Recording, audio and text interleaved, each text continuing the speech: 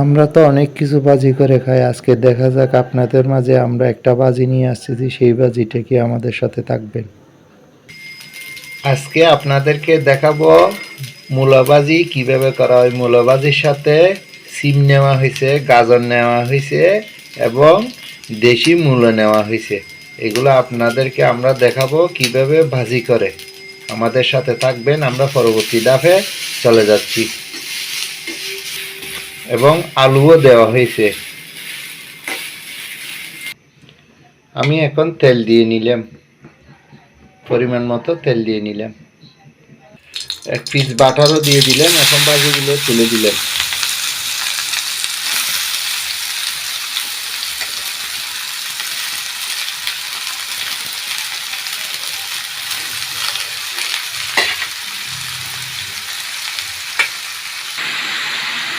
একটু করে পেঁয়াজ কুচি দিয়ে দিলাম।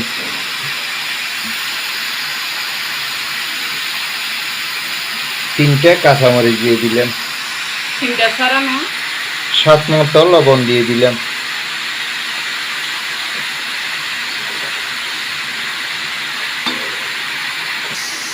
হলুদ বাটা দিয়ে দিলাম, হলুদের গুঁড়ো দিয়ে দিলাম।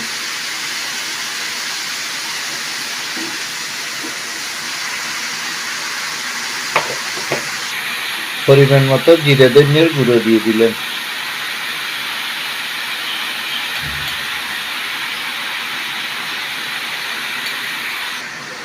আমাদের সবগুলো মিক্স করা হয়েছে। এইভাবে 15 মিনিট ভাজি করতে হবে।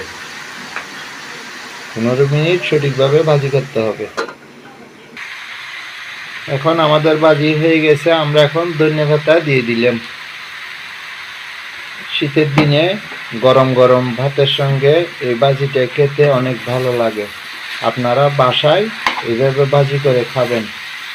আমাদের চ্যানেলটা যদি আপনাদের ভালো লেগে থাকে তাহলে আপনাদের কাছে একটা ছোট্ট রিকোয়েস্ট, আপনারা সাবস্ক্রাইব করবেন, শেয়ার দেবেন, লাইক করবেন। ভালো থাকবেন, সুস্থ থাকবেন। আপনাদেরকে